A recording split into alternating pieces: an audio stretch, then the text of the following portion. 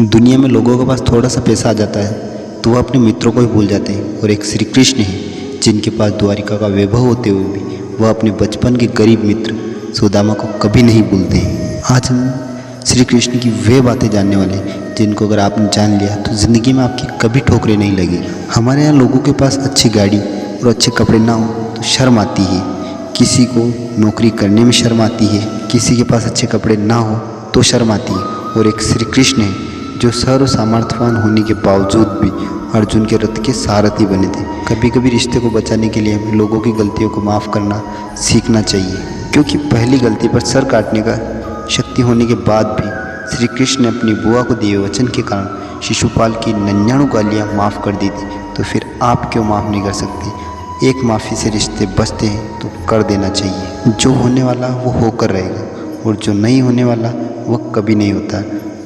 अगर ऐसा निश्चय आपकी बुद्धि में है तो आपको किसी भी कार्य या वस्तु की चिंता कभी नहीं सता सकती। आपकी अंतरात्मा और आपकी नीयत साफ है तो इस बात से कोई फ़र्क नहीं पड़ता कि कोई आपको अच्छा कहे या बुरा। आप अपनी नीयत से पहचाने जाओगे, दूसरों की सोच से नहीं। सौभाग्यशाली होते हैं वे लोग जिन्हें समय और समझ एक साथ मिलती, क्योंकि अक्सर समय पर समझ नहीं आती और जब समझ आती है तब समय हाथ से निकल जाता है।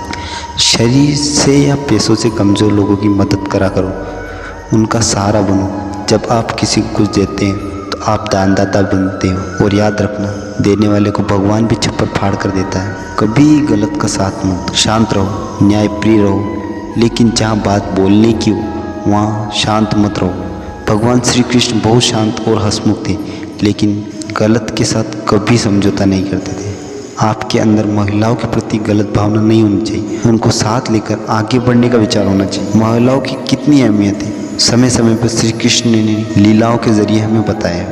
जिंदगी को जीते जीते कई बार हम खुद पर अहंकार आ जाता है, लेकिन ऐसा नहीं होना चाहिए, क्योंकि आप एक इंसान हैं, जबकि श्री कृष्ण तो भगवान है। वह युधिष्ठिर के दूत बने, अर्जुन के सारथी बने, जब उनके पास तो त्रिलोक की शक्तियाँ थी। हमेशा उदारवादी बनो, मतलब लोगों से मेल मिलाप आपका अच्छा होना चाहिए। पूरी महाभारत में श्री कृष्ण को किसी भी परिस्थिति में आपने गुस्सा करते हुए नहीं देखा होगा। वह हर काम मित्रता व व्यवहार संयोग के बल पर करते हैं। जब कोई काम शुरू करो तो उसे खत्म किए बिना आपको चैन नहीं मिलना चाहिए। आपने देखा होगा किसी भी काम को बिना खत्म किए शांत नहीं बैठते थे, जबकि यह मात्र उनकी लीला थी हम लोगों को यह समझाने के लिए कि कभी भी बिना काम को खत्म किए हमें नहीं बैठना चाहिए। किसी इंसान के साथ रहते रहते हमारी विचारधारा में परिवर्तन आ जाता है, हमारी सोच शुद्ध हो जाती है, हम नए नए काम करने के लिए उत्प्रेरित हो जाते हैं। ऐसी अवस्था में वह इंसान हमारे लिए किसी भगवान से कम नहीं होता, क्योंकि वह हमारे अंदर नेगेटिव एनर्जी खत्म करता है। अगर आप किसी काम को कर रहे हो और वो कार्य सही है तो ये मैं दावे से कह सकता हूँ कि उस कार्य के खत्म होते होते बहुत से अपनों को खो देंगे। अगर आप लोगों को खोने से डर जाएंगे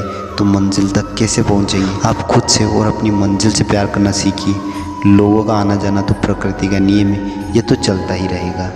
दोस्तों, आपको ये वीडियो कैसी लगी हमें कमेंट कर ज़रूर बताएं।